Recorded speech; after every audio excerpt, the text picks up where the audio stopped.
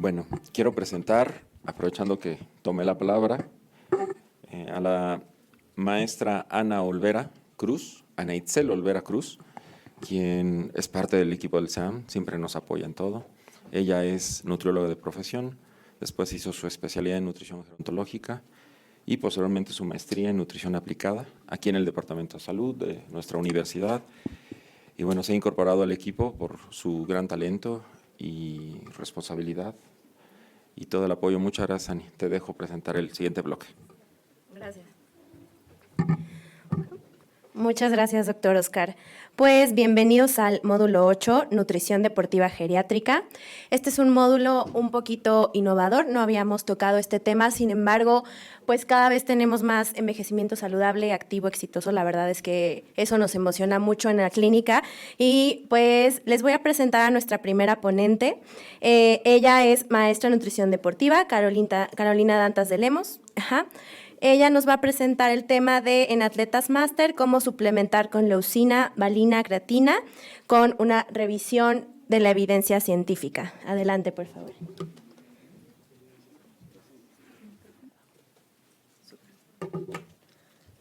Hola, buenas tardes.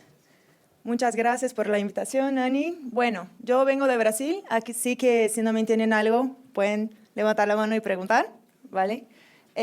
Pues la idea de hoy es presentar dos conceptos generales de cómo podemos ayudar a nuestros atletas máster con la cuestión de su masa muscular.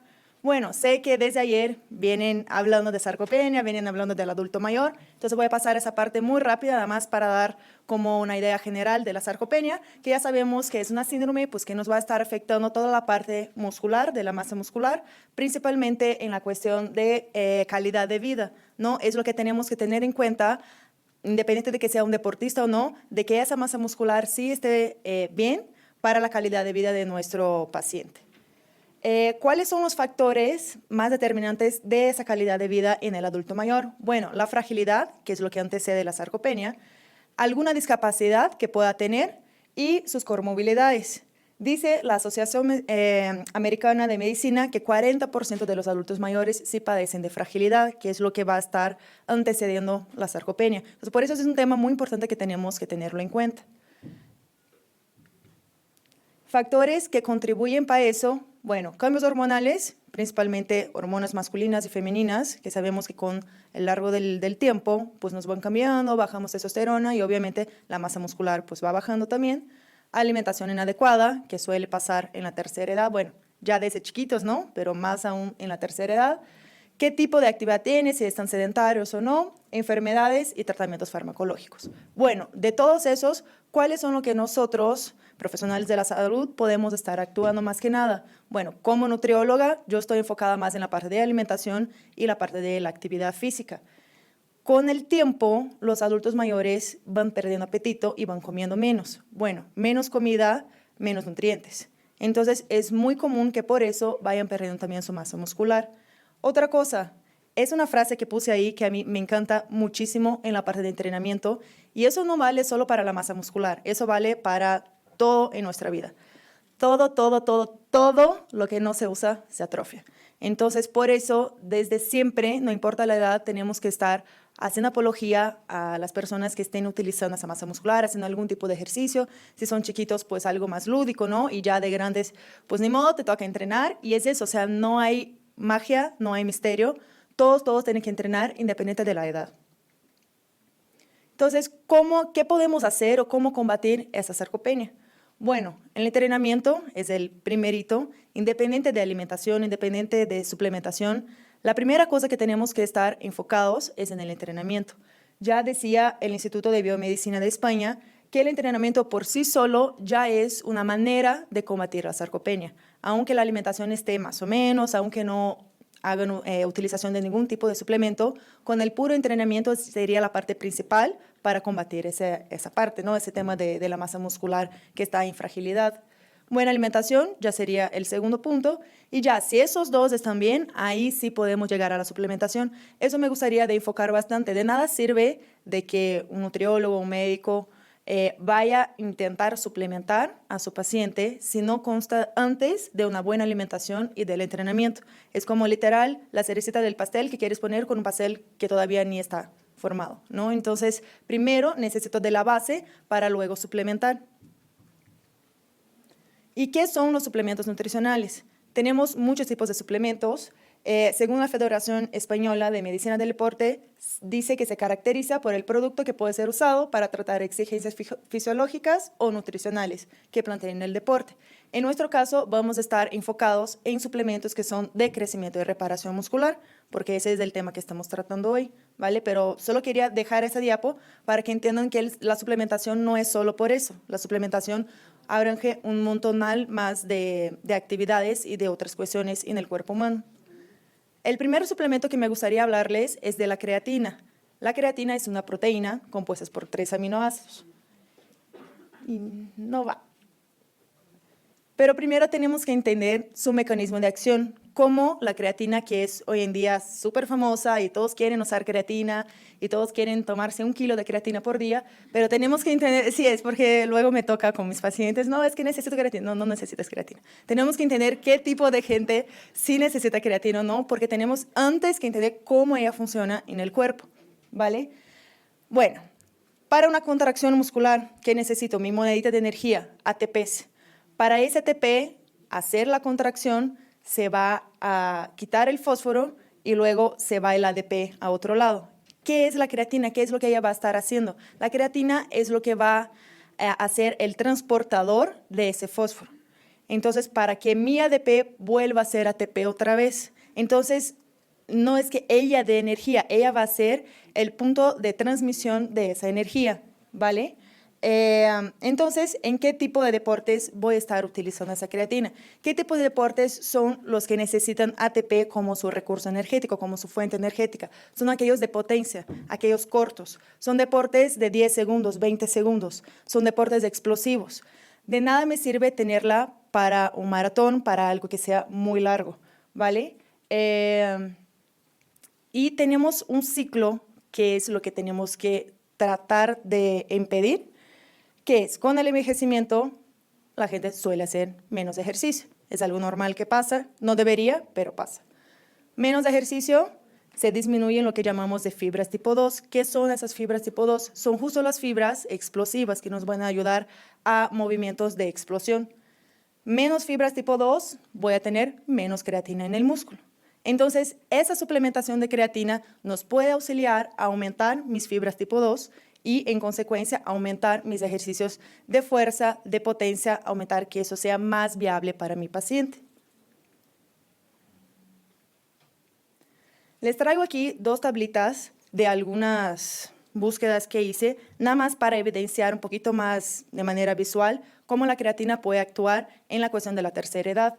Aquí fue un proyecto, un trabajo que se hizo de 3 meses, ¿vale? Con personas adultas mayores que tuvieron, primero se les midió la fuerza en press de banca, en push, ¿no? De cuánto lograban cargar. Bueno, después el grupo control era solo las personas que estuvieron haciendo por 3 meses el puro entrenamiento. Obviamente van a aumentar su fuerza. Los hombres aumentaron casi 5 kilos que pudieron cargar y las mujeres 3,7. Con el entrenamiento y la suplementación de creatina, se fue como un 25% más. Se fue casi 7 kilos los hombres y 5,2 las mujeres. Y las personas que dejaron de hacer la actividad física que estaban haciendo por 3 meses y se suplementaron con creatina, perdieron fuerza. ¿Qué significa? La creatina solita no te va a dar nada. O sea, primerito, eso vamos a la diapositiva, la primerita que les enseñé, primero tiene que venir el entrenamiento. Primero tiene que venir una buena alimentación, porque si no entreno y estoy suplementándome con creatina, vas a perder fuerza, ¿vale? Eso no va a servir de nada. Entonces, eso me gustaría dejarles muy claro. Aquí es una otra gráfica de un estudio que se hizo con personas ya con sarcopenia. Las 3 primeras gráficas, ¿no? El conjunto de barritas son antes de la suplementación y las 3 siguientes son post-suplementación. Bueno, vemos que la primera son personas sin sarcopenia y mi cuarta gráfica, la que trae el puntito arriba, son las personas sin sarcopenia post suplementación con creatina. Se ve que todas aumentaron. ¿vale? Y la segunda y tercera son personas con sarcopenia moderada y grave, quinta y sexta moderada y grave post suplementación, se ve que bajó. Son personas que después de suplementar, después de un entrenamiento de fuerza, pudieron bajar. Entonces, no es que la creatina solo sirva para deportistas súper alto rendimiento o para personas jóvenes. Sí también me sirve para tercera edad y sí también me sirve para ese tipo de enfermedad. Ok, como les dije a un principio, ¿qué tanto entonces tengo que tomar? No sirve tomarle 1 kilo, ¿vale? No se van a poner más fuertes con 1 kilo de creatina por día. Los estudios están de acuerdo que la recomendación es de 3 a 5 gramos, 20 gramos, perdón, de 3 a 5 días en fracciones de 4 gramos por día. Eso sería como una carga los primeros días. Luego se mantiene con 5 gramos al día. Esa creatina sería indispensable la toma con glucosa, porque uno de los transportadores de ese tipo de molécula es la insulina. Entonces voy a necesitar la glucosa para dar el transporte de mi creatina.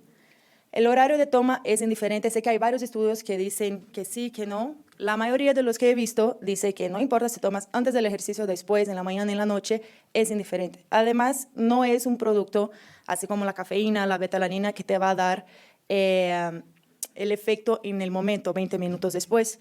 Es una suplementación que tiene un efecto crónico. Entonces, voy a empezar a sentir los efectos de la creatina 3 semanas después, 4 semanas después de empezar a suplementar. Entonces, tengo una competencia en 1 semana. Pues no te va a ayudar mucho la creatina, ¿vale? Solo va a empezar a ayudar 3, 4 semanas después. Y es exactamente por eso la concentración de la creatina en la sangre se queda por hasta 4 semanas. Entonces, si quiero tener una muestra de sangre limpia de creatina en mis pacientes, tiene que ser una muestra de 4 semanas después de la última toma. Y donde no se recomienda o donde tiene bajos efectos, por así decir. Bueno, lo primero que les comenté es que era para deportes de potencia, deportes que necesito explosividad. Si son deportes de larga distancia, no me va a estar sirviendo tanto, ¿ok? Y por un segundo motivo, ya se vio que la creatina sí tiene la cuestión de acúmulo de agua intramuscular. Entonces, si es un deporte que el peso cuenta mucho, sea un deporte de combate, sea un deporte que voy a estar arrastrando esos kilos de más por muchos kilómetros, pues no me va a servir. Aunque sea 1, 2, 3 kilos de más, imagina un maratonista que está 42 kilómetros con 2 kilos a más de agua, o sea, ni es de masa muscular, ¿no? Entonces, tampoco sirve tanto. No es su sustrato energético, él va a estar oxidando glucosa y va a estar oxidando grasas y va a estar con 2 kilos encima que no le va a servir mucho. Entonces, más para deportes explosivos. Y si la persona ya tiene un excelente consumo de alimentos de origen animal, porque la creatina está en los alimentos de origen animal de manera natural, no hace falta la suplementación, ¿vale? Todo en nuestro cuerpo, casi todo, la grasa como que no sigue muy bien por ahí, pero casi todo en nuestro cuerpo tiene un tope donde podemos absorber, donde podemos metabolizar. Entonces, si estoy comiendo o suplementando más de lo necesario, pues el cuerpo se va a desechar de eso. Entonces, si ya tengo un buen aporte de alimentos de origen animal, no hace falta ese tipo de suplementación. Es abajo. Ok. Segundo punto, leucina. Ese sí ya es un aminoácido como tal. 7 minutitos, sí me da tiempo. Estoy hablando muy rápido. Ya sudando. Ok. ¿Qué se vio de resultados con la leucina? Obviamente, todo enfocado en adultos mayores. Sí han aumentado el peso después de una suplementación de 1 mes, han aumentado el índice de masa corporal, han aumentado cintura, cadera y principalmente lo que es muy importante, circunferencia de pantorrilla, porque esto nos dice de la masa muscular. O sea, no nada más han aumentado el peso o el IMC, sino como tal la masa muscular de esos individuos. Pero para poder explicar en el deporte cómo va a ser, tengo que explicarles un poquito de las fibras musculares. Ahorita, hace poco, les había dicho de la fibra tipo 2, pero entonces, ¿qué es eso? Tenemos 2 tipos, bueno, que se puede dividir en 3, pero en manera general, 2 tipos de fibras musculares. Fibras tipo 1, fibras tipo 2. Si se dan cuenta, fibras tipo 1 dice, sé que está en portugués, pero sí está parecido. muchas mitocondrias, muchos vasos sanguíneos. Son tipos de fibras que necesitan oxígeno, que voy a necesitar sangre. Entonces, son deportes que voy a estar necesitando la oxidación de glucosa, la oxidación de grasas, porque está lleno de mitocondrias, porque está lleno de vasos sanguíneos. Entonces, son deportes de larga distancia, por lo menos más de 30 minutos. Esos deportes son en excelencia deportistas que están cargados de fibras tipo 1 y fibras tipo 2. No tengo tantos vasos sanguíneos, no tengo tantas mitocondrias. ¿Por qué? Porque no las necesito. Son fibras musculares explosivas, son fibras musculares que me van a dar potencia. Entonces, el oxígeno no va a estar actuando para oxidar mi fuente de energía. Mi fuente de energía ya no va a ser glucosa, ya no va a ser grasa, sino que el ATP, como les había dicho, la creatina. La fosfocreatina sí va a estar actuando en las fibras tipo 2. Entonces, si les comento que la leucina me va a estar ayudando a tener biogénesis mitocondrial y además oxidación de grasas, pues se vale entender que va a estar ayudando más para deportes que están en su mayoría con deportistas con fibra muscular tipo 1, que son los de larga distancia. Entonces, si por un lado la creatina me va a ayudar para deportes de potencia, para deportes explosivos, puede, por ejemplo, ser un fútbol que aunque sea de 90 minutos de duración, son carreras rápidas y luego reposan. Otra vez un trote rápido, una explosión y luego reposan. Ahora, si es un maratonista que va a estar 42 kilómetros haciendo la misma velocidad, no me va a ayudar la creatina. Ahora aquí la leucina sí, porque me va a estar ayudando justamente en la parte de oxidación de grasas y de glucosa. ¿Y qué pasa con los deportes que tienen en su mayoría la función anaeróbica? Pues la leucina también puede actuar ahí, porque es uno de los aminoácidos que está en los codones de traducción de proteínas, de síntesis de proteínas. Además, es parte de los BCAAs, que es un tercio de nuestras fibras musculares. Entonces, si les digo que la leucina es un aminoácido importante para la traducción, para la síntesis de fibras musculares, y además compone casi un tercio de nuestra masa muscular, pues es conveniente entender que también es importante para la parte de síntesis proteica. ¿Y cómo lo consigo? Haciendo con que trabajen la parte de fuerza, ¿vale? Eso siempre voy a volver, eso siempre va a estar, porque no hay manera de tratar masa muscular o tratar ganancia de masa muscular, sea en tercera edad o sea en cualquier edad, si no hay el ejercicio resistido con pesas. Es que quiero ganar masa muscular corriendo, es que quiero ganar masa muscular nadando, pues va a estar complicado, ¿vale? Necesito mi ejercicio de contrapesas, que sería pues deportes de gimnasio, musculación o lo que sea, pero algo que sea de potencia. ¿Y qué tanto tengo que tomar? Pues tampoco voy a estar suplementándome 1 kilo con esto. Supuestamente la absorción de la leucina se da de manera mejor y más eficiente un día después del entrenamiento.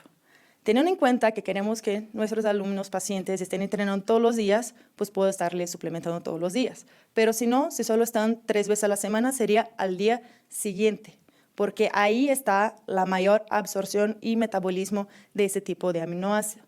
¿Y qué tanto? Sería de 550 a 700 miligramos por día. Entonces estaríamos variando ahí de unos 25, 40 gramos de leucinas diarios.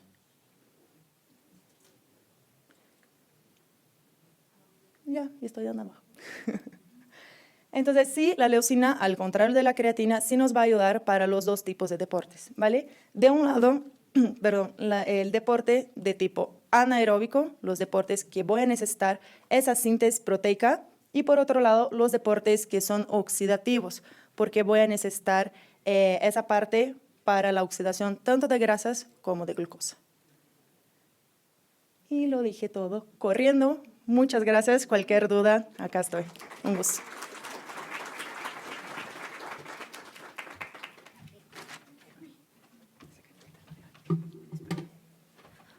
Muchas gracias, maestra Carolina. Te damos un pequeño obsequio por tan excelente ponencia. Si quieres pasar, por favor. Y vamos con nuestra siguiente ponencia. Voy a esperar a que nos pongan.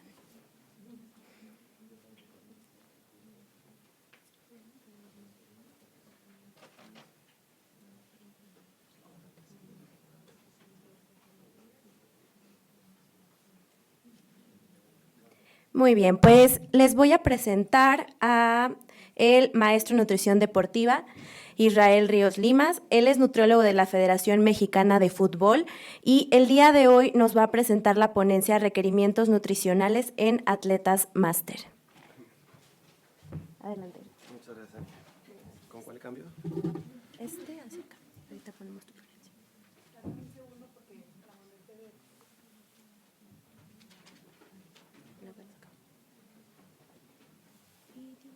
Te voy diciendo.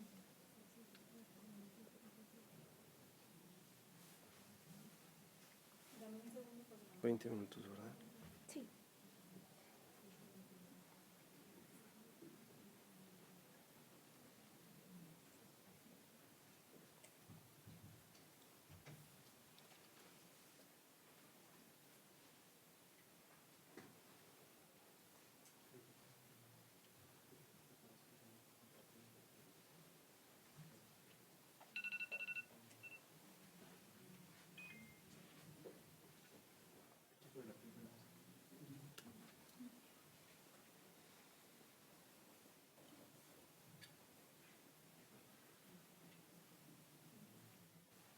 Robarán tiempo, ¿eh?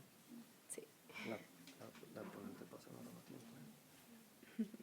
Ahorita lo voy a reclamar enfrente de todo. Sí. No da tiempo. Nos retrasamos nosotros. ¿Sí? ¿Cómo van todos? ¿Bien? ¿Ya se inscribieron al taller de evaluación de la composición? La importancia de la evaluación de la composición corporal. ¿Cómo vamos en las inscripciones? ¿Tú sabes, Ani? ¿Tú, Pau? Ya hay algunos inscritos, pero les recuerdo que los lugares son limitados. Tenemos solamente 20 lugares, entonces si están interesados en participar en el taller, sí es importante que se registren en la parte afuera, en inscripciones, en la mesa de inscripciones, por favor. Muy bien. Y pues en lo que ponemos la presentación, solo quiero recalcar un poquito la importancia de la nutrición geriátrica en este ámbito deportivo. Espero que muchos ya tengan o estén atendiendo a adultos mayores que sean activos y sobre todo que estén ustedes fomentando también la actividad física precisamente en todos los pacientes, ¿no? Pues muchas gracias a Israel por poder venir. ¿Ok? Sí, ¿puedo presentar antes? Sí. Muy bien, en lo que tenemos la presentación, yo les voy a presentar. Exponemos los dos, ¿eh? No la sabemos. Los dos juntos.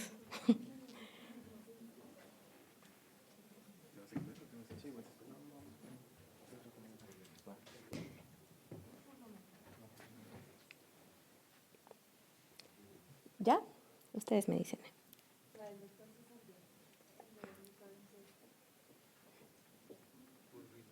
Muy bien, entonces les voy a presentar a el ya doctor, ¿verdad? Casi, maestro en Ciencias del Deporte, César Ayala Guzmán. Él es investigador en el Laboratorio de Nutrición y Actividad Física de la UAM de la Ciudad de México y él nos va a presentar la evaluación del gasto energético en atletas máster, evidencia y buenas prácticas. Adelante. Gracias, Ani.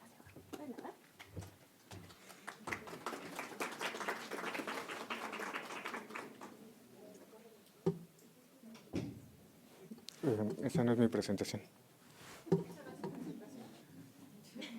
No. En la carpeta que tenías decía recommend nut.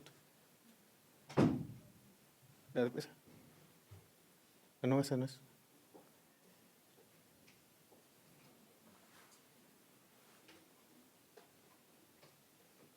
La dejé fuera de...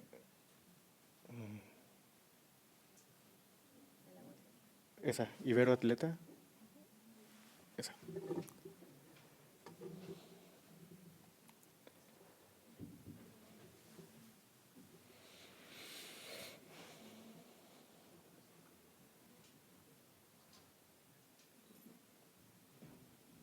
Un poquito pesada. Ahí está.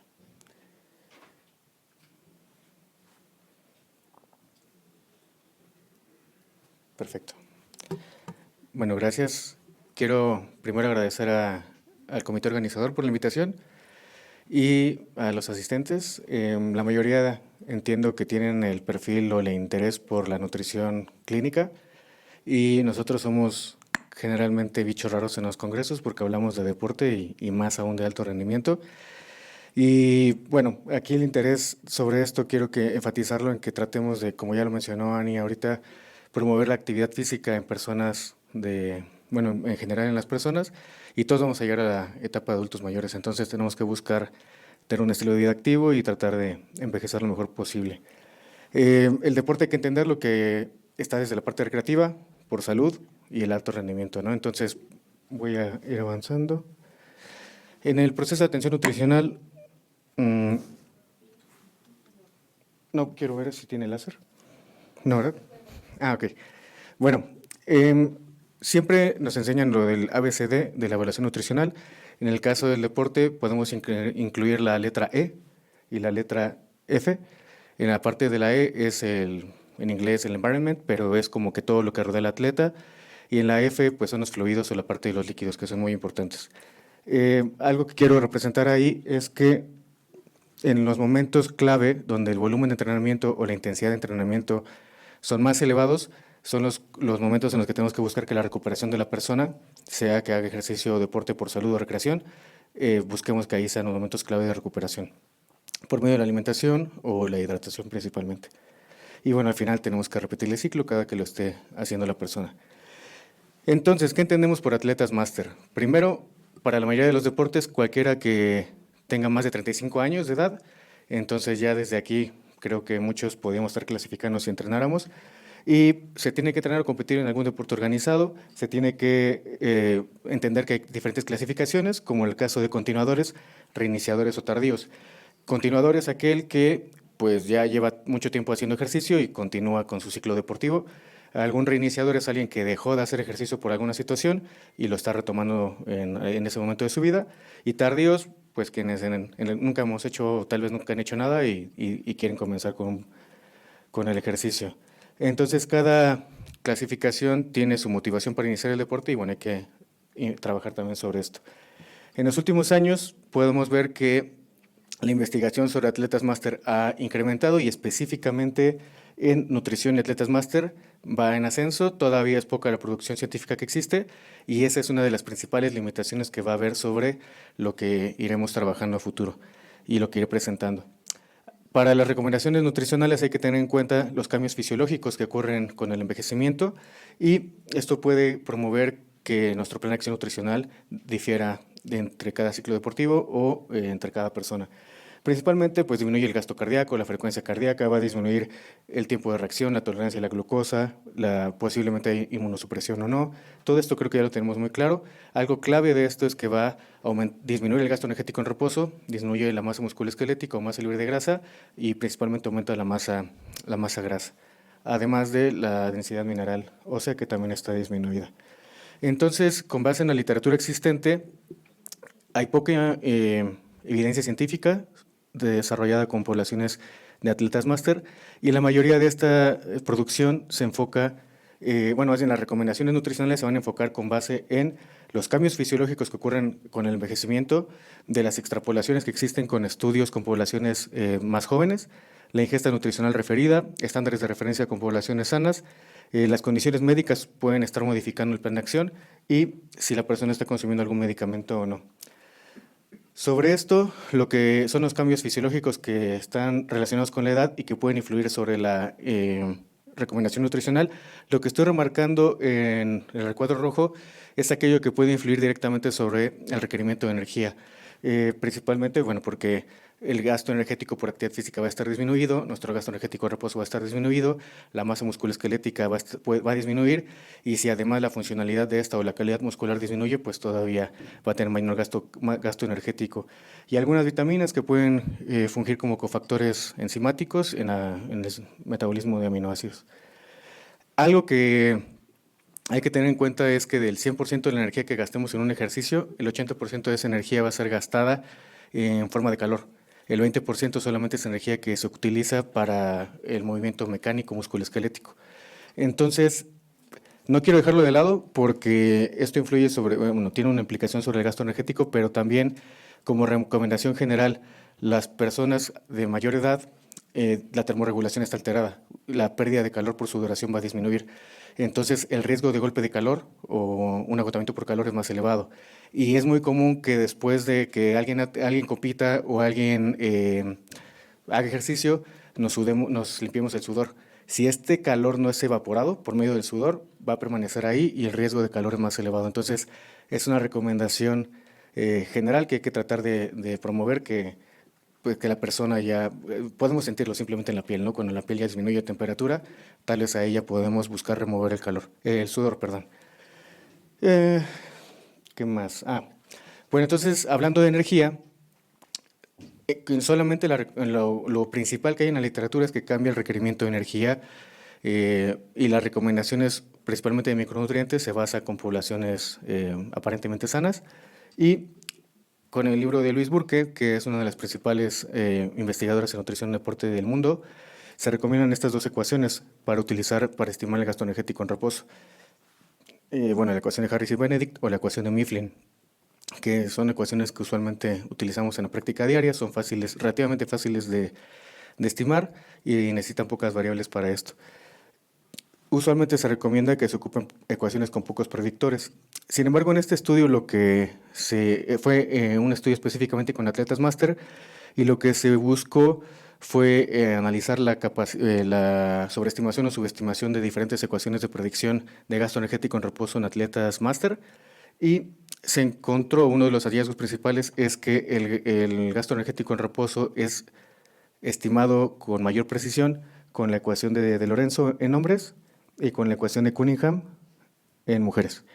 La ecuación de Cunningham solamente necesitas la masa libre de grasa, entonces es relativamente fácil, estimas porcentaje de grasa y lo que resta del peso que no es grasa es la masa libre de grasa, y con la ecuación de Lorenzo se ocupa peso y estatura.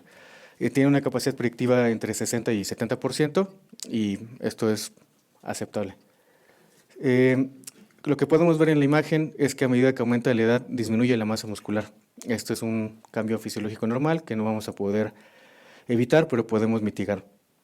Y por cada década más o menos por cada década que ocurre, disminuye nuestra fuerza muscular entre un 3 a un 5%. Es relativamente mayor en mujeres. Y por eso mismo el envejecimiento activo, el envejecimiento con la práctica de ejercicio es recomendable para evitar que esta pérdida de grasa pérdida de fuerza y masa muscular sea más agresiva.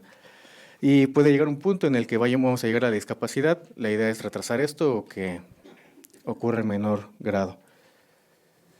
En esta gráfica lo que podemos ver en el lado del izquierdo son los hombres, en el lado de la derecha son las mujeres, y es la relación que existe entre el gasto energético en reposo con la masa muscular, la masa libre de grasa, de las personas.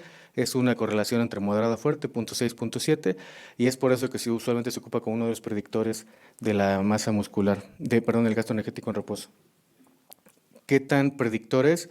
En el recuadro verde lo que pueden ver en la última columna es la R cuadrada, la capacidad predictiva o el porcentaje de explicación de la varianza es un 63%, solamente la masa libre de grasa.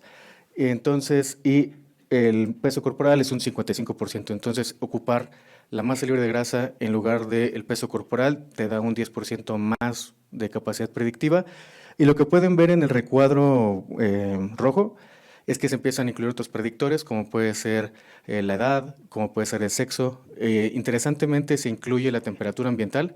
En este estudio fue algo curioso de que la temperatura ambiental iba a influir sobre el gasto energético en reposo. Tiene cierta lógica, porque puede haber una termorregulación con base en la temperatura ambiente.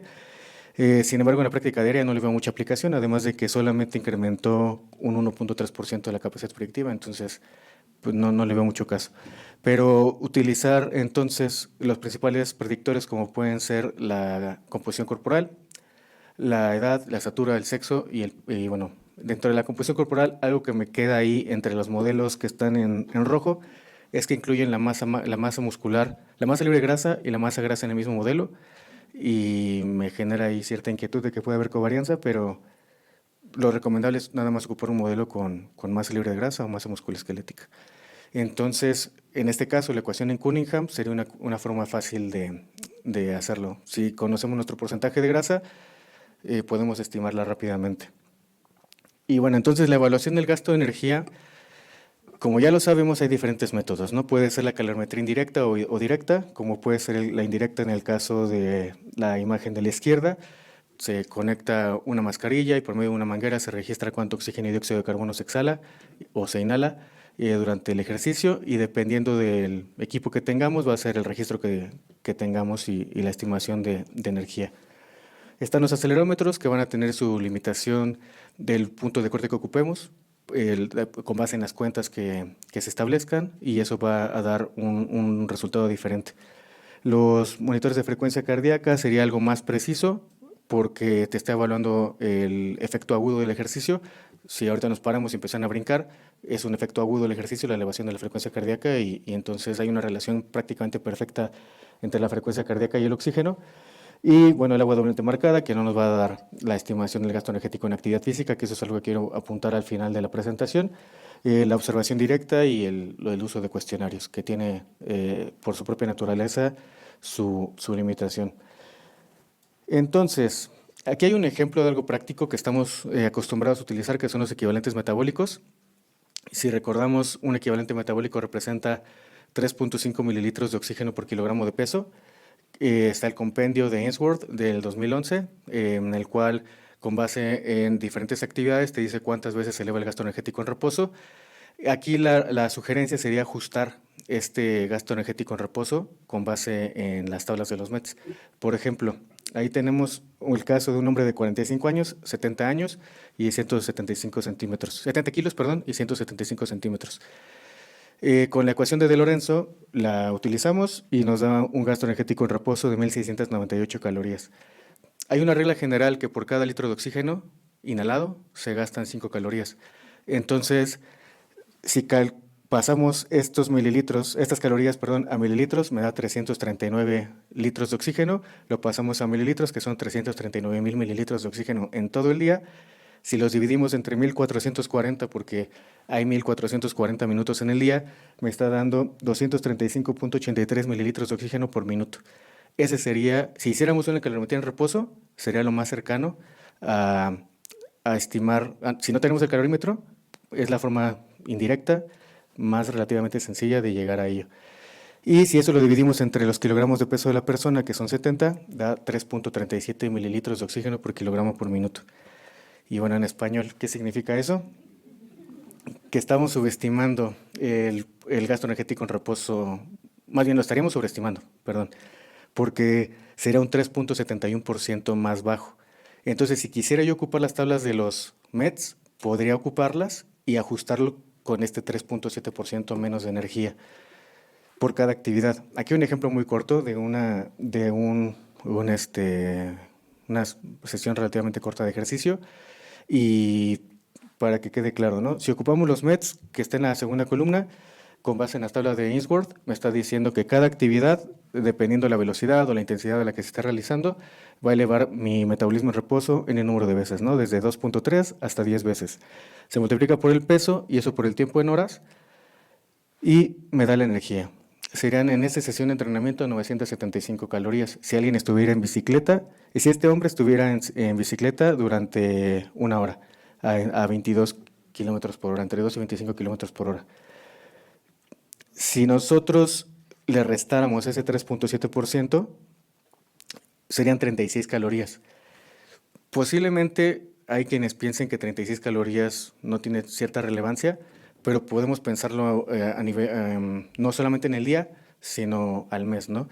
Al mes eso implicaría que serían 1.000 calorías. En el caso del deporte, 1.000 calorías son muy importantes. No puede ser la diferencia más, depende del deporte, ¿no? Más un deporte por clasificación de peso, pero 1.000 calorías que se las des a un ciclista o no se las des, va a tener, y eso se lo debo en carbohidrato principalmente por la actividad, va a tener una implicación. Entonces hay que considerar eso principalmente por el control de peso y subsecuentemente por el control de la masa musculoesquelética. Y bueno, estas son las tablas de METs ajustadas con la edad.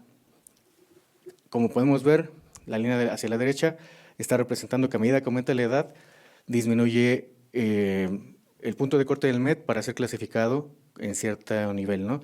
En el caso de las actividades vigorosas, podemos ver que cuando tendremos 65 años o más, necesitamos hacer las actividades con menos intensidad para que sea clasificada como vigorosa.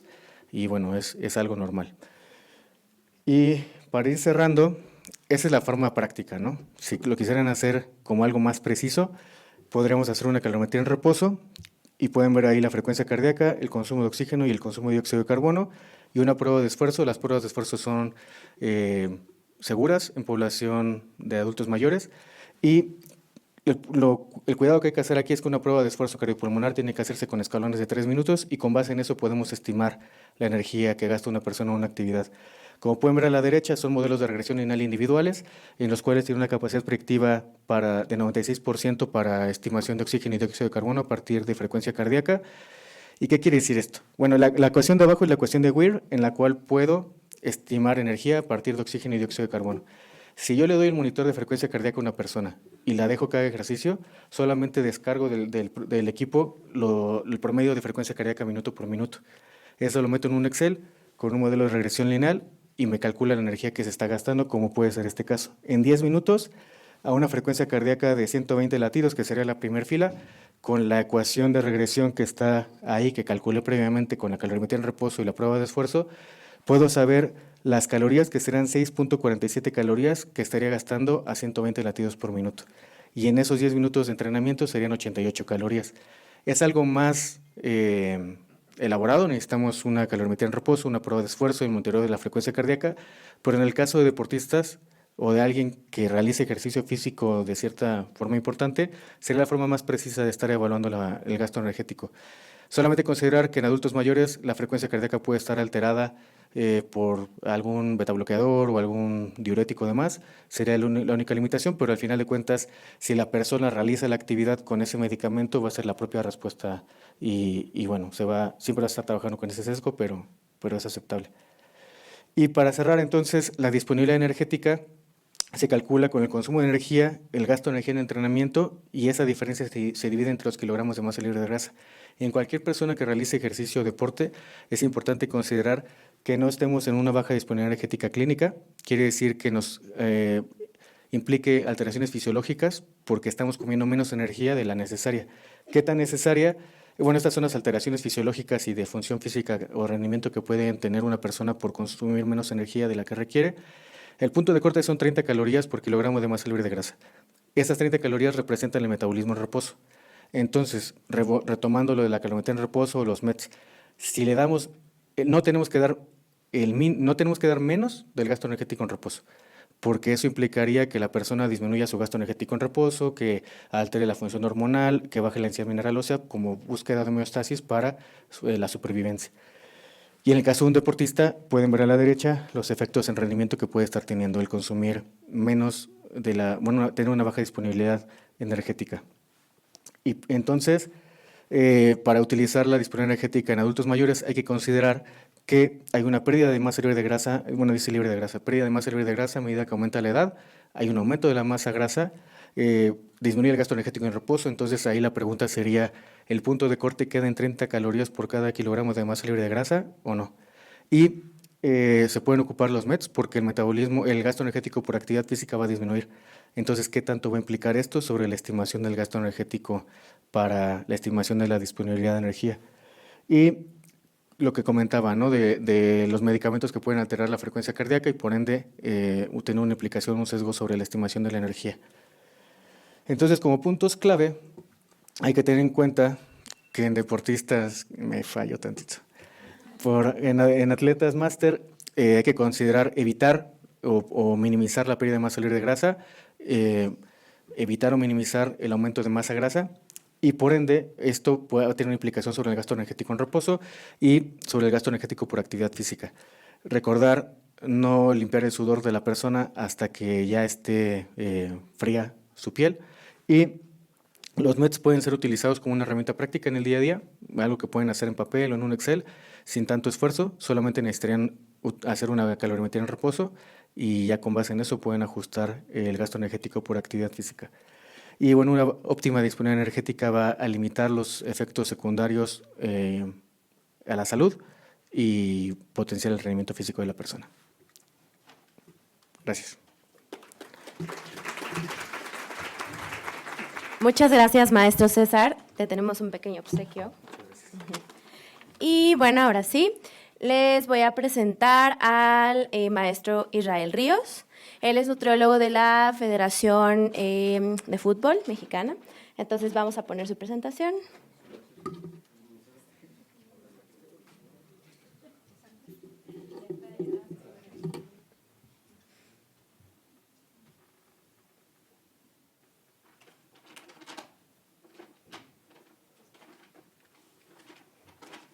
Hacia abajo, ¿no?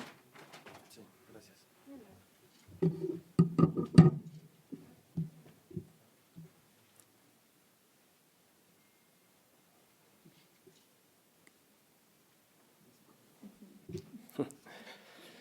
Pues muy buenas tardes a todos. La verdad es un gusto estar aquí. Muchísimas gracias al comité organizador. Me da mucho gusto ver a gente conocida, a un gran amigo que acaba de meter una excelente ponencia y me aceleró muchas diapositivas, entonces iremos mucho más rápido.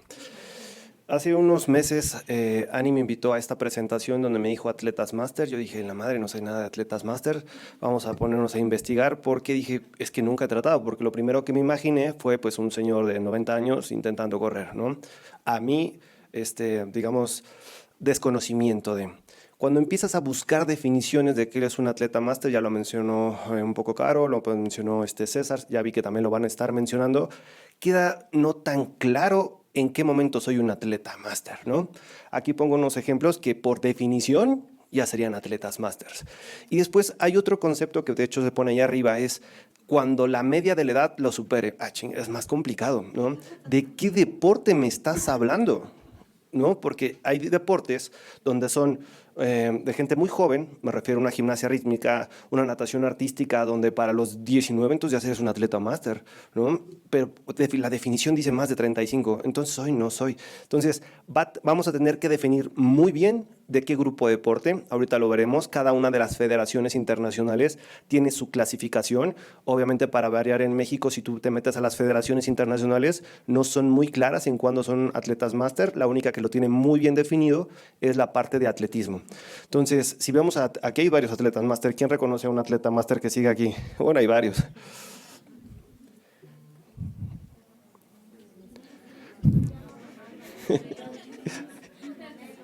Canelo. Y no se van a poner a bailar, ¿eh? Ok, entonces, aquí el punto es que esto me mete en un problema, ¿están de acuerdo? Y no quiere decir que está bien o que está mal, ¿no? Simplemente de la media tendrá que agarrar, y dice, del deportista elite. Entonces tendrá que juntar a quiénes son los elite, la clasificación de quién es un elite, tú eres máster, entonces ahora tú necesitas más calorías. Ahora no, yo creo que va mucho más allá y por eso me encantó esta presentación, porque no sabía nada de este grupo de deportes, pero resultó que sí. Entonces, continuamos.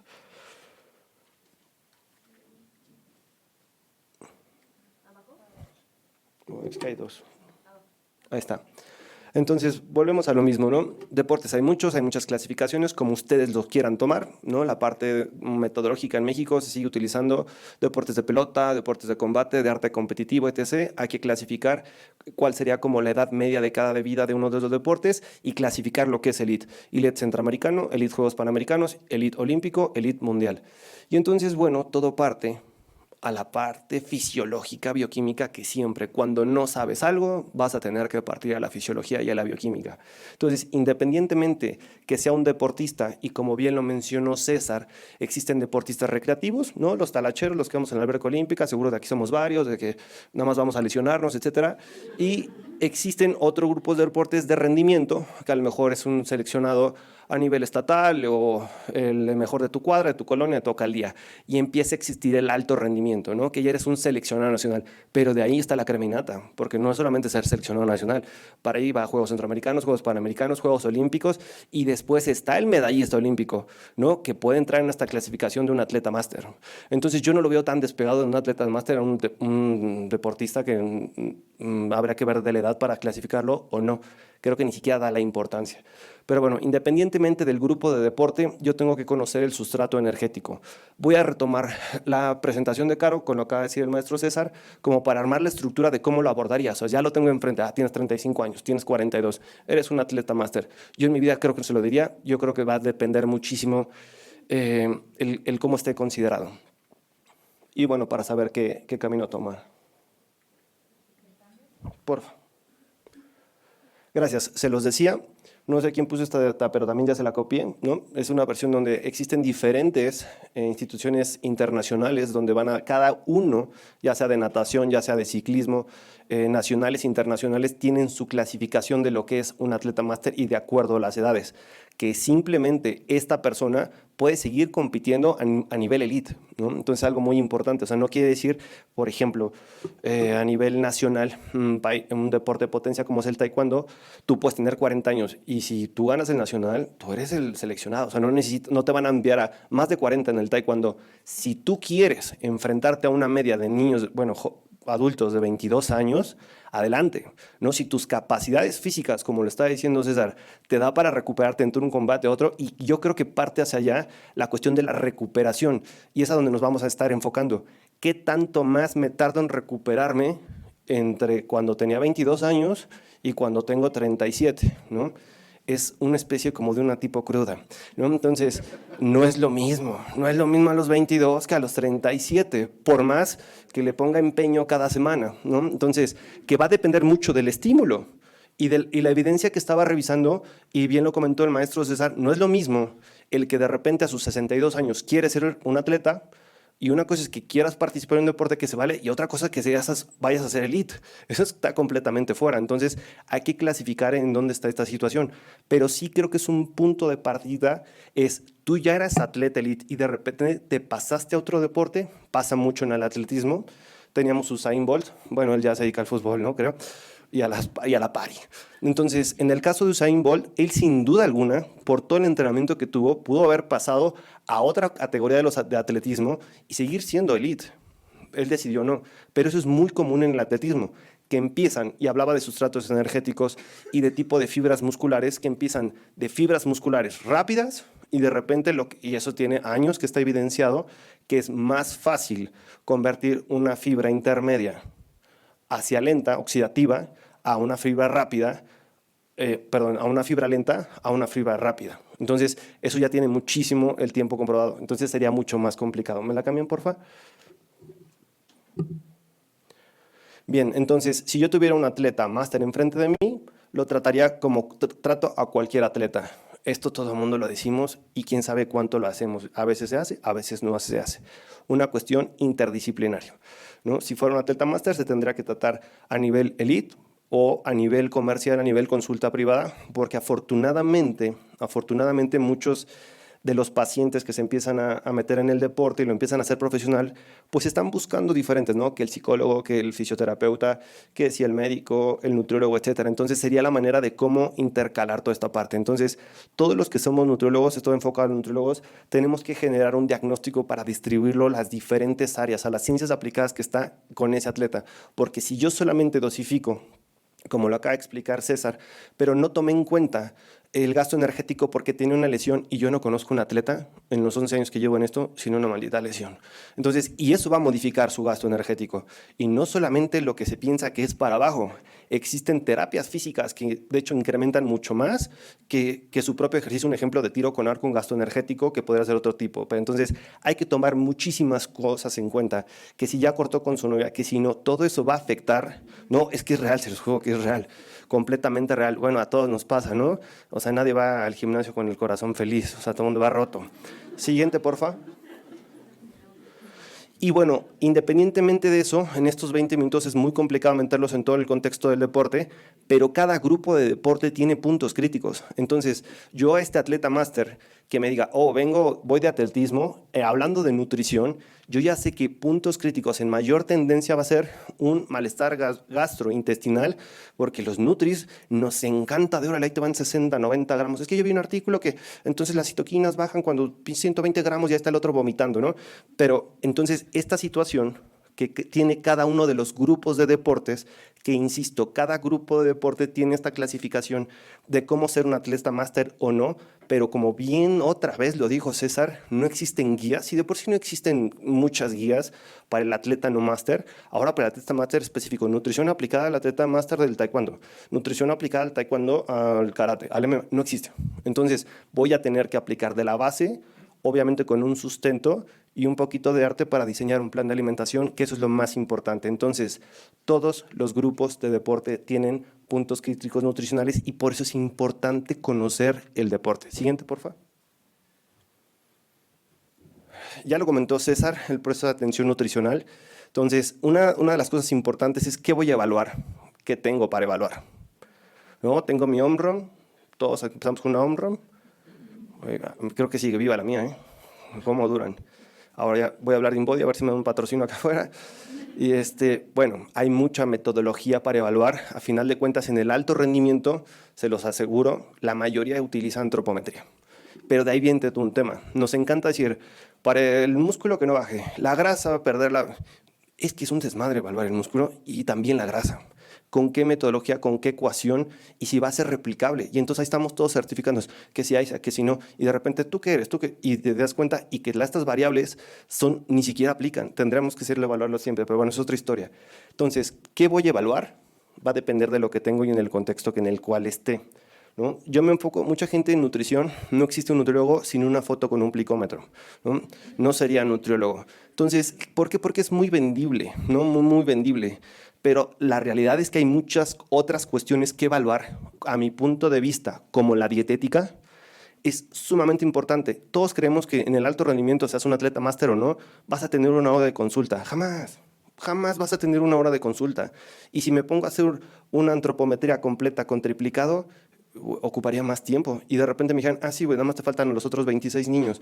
Y, no, espérame, es que el manual dice, entonces estás perdido, tienes que saber qué evaluar de una manera eficiente y algo importante, replicable, ¿vale? Entre una tendencia y otra.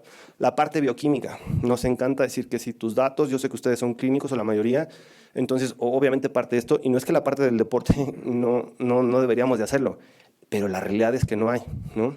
O sea, me gustaría decirle, yo he trabajado en muchas empresas. ¿Está grabado esto? No. Entonces, el punto es que en la empresa que he trabajado, la que sea, no se hacen pruebas de laboratorio. Entonces, ¿qué hacemos? Adivinar, ¿no? ¿Qué hace? Que te salga un colmillo de ese tamaño en la parte clínica, en buscar las deficiencias, ¿no? Y entonces la dietética se empieza a hacer muy grande la dietética, en decir qué está consumiendo relacionado a una composición corporal, relacionando al rendimiento físico. Ya dijo, el rendimiento físico son muchas cosas. A la flexoelasticidad, a la capacidad oculomotora, a la capacidad coordinativa, a la fuerza, a la resistencia. ¿A qué capacidad me estás hablando relacionado a un bioquímico? Entonces empieza a ser muy complejo. Pero realmente la bioquímica generalmente la trabajamos como, pues sabemos que por ahí está, ¿no? En algún momento alguien se la va a hacer y a ver cómo llega. Pero bueno, es parte de nuestro día a día. El diagnóstico. ¿Cuántos diagnósticos vas a generar? Dependiendo cuántas cosas evalúes, ¿no? Lo único que yo os podría decir en consulta es, de la pila de diagnóstico que tengo, empezar a ponerlos como un semáforo. ¿Por qué? Porque si descubro 8 o 9, no voy a empezar a hacer 9 atenciones. Tendré que buscar las primeras 3. Por ejemplo, niveles bajos de hemoglobina, claro que es un rojo. Oh, no, tu sumatoria de pliegues de 80 y yo te la pido de 78. Estás en rojo, güey. No, hay que enfocarnos bien hacia dónde queremos ir, ¿vale? Que todo tiene que ver con el rendimiento, sin duda alguna. La intervención, eso es lo que nos gusta. Aquí es cuando nosotros nos volvemos artistas. Después de evaluar y decir, tengo esto, ¿cómo lo voy a solucionar? ¿Qué estrategias de todas las que se tienen vamos a estar solucionando? Y obviamente, pues estar operando, funciona, no funciona, y hago un recálculo, ¿no? Como el Waze, otra vez, calcula otra vez porque no funcionó y lo que sigue. Siguiente, porfa. Bueno, antropometría, ¿no? Esta diapositiva que parece la de Juego Macabro, la película de Juego Macabro 2, así agresiva, ¿no? Siempre empiezan esas películas así, ¡pum! Entonces, recuerden que la cuestión de antropometría, el único método directo como para saber, pues es empezar a despedazar a gente y pues no se puede, ¿no? Definitivamente no se puede. Se hizo hace mucho tiempo un estudio en Bruselas donde de ahí sacaron diferentes ecuaciones para la cuestión de la predicción de la composición corporal y otros datos. Entonces, bueno, ahí vemos cadáveres, empezaron a despedazarlos, midieron con piel, sin piel y de ahí empezaron, pues sí tenían tanto de hueso y ahí empezó todo eso. La siguiente, porfa. Y entonces, hablando de composición corporal, esto no es de atletas masters, ¿vale? El punto es que hace mucho tiempo, el señor que está aquí sentado, publicó las primeras tablas de referencia de composición corporal del atleta de élite mexicano, olímpico. Y de ahí yo me la seguí ahora con el fútbol, ¿no? Entonces, para saber qué, y independientemente sería esa situación, hay que sacar percentiles y desviaciones para hacer recomendaciones. Oye, pero estas son de atletas máster. No, es que les juro que no hay, no sé si de las que alguien que va a exponer encontró, pero es que, o sea, nacionales no se tienen. Entonces, pero ¿cuál es el punto? No pasa nada. No pasa absolutamente nada. Cuando tú no tienes una referencia, cuando tú haces la evaluación, a la persona buscarás del biotipo que tiene su mejor forma física adaptado a su deporte, a sus gestos técnicos con diferentes capacidades físicas. Porque yo no conozco a nadie que tenga una suma de pliegues y a 30 ganaste. Nadie. Ni en el fisiculturismo pasa eso, ¿no? Entonces, es una cuestión que sí sirve como una referencia para ir de cierto lado, pero se va a tener que modificar por diferentes métricas. La siguiente, por favor. Ya no voy a hablar de espirometría, ya nos hablaron 25 minutos, me robó 5 minutos. Entonces, independiente, ya no voy a hablar de estas tablas porque también ya les habló 30.000 años de estas tablas. Entonces, pero a lo que vamos, si no tenemos un espirómetro, ¿no? Y tengo un atleta máster que sigue siendo elite, pero entonces veo los números y digo, no importa, eres máster o no, te voy a atender. El punto es ese. El punto es que nosotros tengamos la capacidad de asistir a este deportista, identificar si es un deportista que venía siendo de otro deporte, que es muy común en el alto rendimiento, que se pasaron a otro deporte y a lo mejor triunfan o no, pero bueno, tengo que calcular la energía. Y en calcular la energía, en todas las situaciones de cuántas calorías de una manera basal, insisto que tenemos muchos problemas, porque todas las ecuaciones para la predicción de la grasa tienen un error. Y si yo utilizo una ecuación como Yuhas y de repente utilizo la de Siri, con los mismos pliegues saldrá otra situación. Y entonces, a la hora que lo meta en mi ecuación, tendré un error de 300, 400 calorías. Y entonces, pero ese día la chica está en su periodo, o ese día lo pesé en otro momento. Entonces, son muchos errores los que se tiene, que por eso lo más complicado es calcular cuánta energía necesita alguien. Y yo solamente les quiero dejar esto aquí. Es generalmente, nunca le vamos a dar 100, nunca le vamos a dar 100. Y enfoquen, ya hicieron sus cálculos precisos y todo, y después agarren el ojo y direcciónenlo en la dietética, en conocer los patrones de alimentación de ese deportista en todos sus contextos, independientemente del deporte, ¿no? Un ejemplo, en deportes de combate, si tienen un pesaje en 3 meses, posiblemente te hagan caso como 3 semanas antes, ¿no? Posiblemente, si te va bien, o sea, si te va bien. Oye, entonces todo lo demás que hace, olvídate, lo tienes perdido. Lo tienes perdido. ¿Y tus cálculos? No, pero pues el maestro César me enseñó que la espirometría y la reducción, sí, eso está perfecto que tú lo hagas, pero ya aplicarlo se vuelve un poco más complicado y eso nos pasa absolutamente a todos, ¿no? Completamente a todos. Entonces, esta parte tengo que saber, conocer todo, cómo se comporta este deportista, sea máster, no sea máster, olímpico o no olímpico, porque a final de cuentas, atrás de esa medalla o lo que sea, está una persona con hábitos alimenticios. Entonces, esa tengo que ver como de lunes a o más bien, de cuando entrena muy fuerte, cuando tiene los libres de semana, ¿no? Y todo el mundo dice, el deportista ha de ser muy disciplinado con su comida. Y yo también en tu vida has visto un deportista. Pero eso es parte de... ¿no? Esa es parte de la vida del atleta, donde a lo mejor 4 días tiene un déficit energético, que está comiendo menos de 25, 20 calorías, y el fin de semana el cabrón anda en 45, 60, 80, ¿no? ¿Y de dónde vienen? ¿No? Y vienen de las vacías generalmente. Entonces, el que entendió. Vámonos. Chiste local. También esto ya no voy a explicar, pero bueno, sería una manera, si yo tengo un atleta, acercarme un poquito más a la diana, ¿no? Una espirometría para saber no solamente cuántas calorías, sino de dónde vienen estas calorías, cuánto está de su basal, cuánto está gastando en parte, si es de carbohidratos, si es de proteínas, si es de grasa, y que sabemos que esto va a estar afectado completamente por un perfil hormonal, por una composición, pero uno de los factores más afectados, que más puede variar, es el tipo de alimentación que tiene, completamente. Si esta persona andaba en una distribución, un ejemplo, entre 60 y 70% de hidratos de carbono, y a mí se me hacía un corte de peso, se me aparece una niña de gimnasia rítmica, un minuto, y de repente yo hago una modificación y de 60-70% la mando a un 10-15%, mucha gente va a decir, ¿estás loco? ¿La vas a matar? Sí, así va a ser cetogénica, va a estar como 3 semanas, así todavía lo voy a deshidratar y ven cómo va a estar vivo. Y aparte de todo eso, hay una cuestión, por eso César dijo que nos ven a veces los clínicos como bichos raros, ¿no? Porque es una versión donde, ¿y no se te murió? No se murió. Casi, pero no se murió. Y lo digo hipotéticamente, yo creo que estamos muy atrasados en conocer las adaptaciones que esa gente del alto rendimiento tiene. O sea, estamos lejísimos de conocer. Yo creo que sus enzimas se mueven a otro tipo de nivel completamente, ¿no? No es que tengan ellos más otro tipo de enzimas, pero la velocidad que lo hacen en cuestión de metabolismo es completamente diferente. Pero bueno, la siguiente, por favor. La siguiente, por favor. Y bueno, en cuestión de dosificación, creo que ahorita van a tener una parte de macros y micros, ya está. Entonces, hay muchas guías de cuestión de cuánto consumir de carbohidratos, cuánto consumir de proteínas. Lo único que encontré para atletas máster es que incrementaban la proteína post-entreno. ¡Wow! Gran descubrimiento, ¿no? Teniendo en cuenta que nuestra población, en nuestra población, en una cuestión geográfica, lo que menos vamos a tener problemas es la deficiencia proteica, ¿no? Yo les recomendaría, ya para acabar, Ani, es enfóquense a los hidratos de carbono, sobre todo en el antes, durante y en el después, en sesiones sumamente de alta intensidad, ¿vale? Muchísimas gracias y un gusto.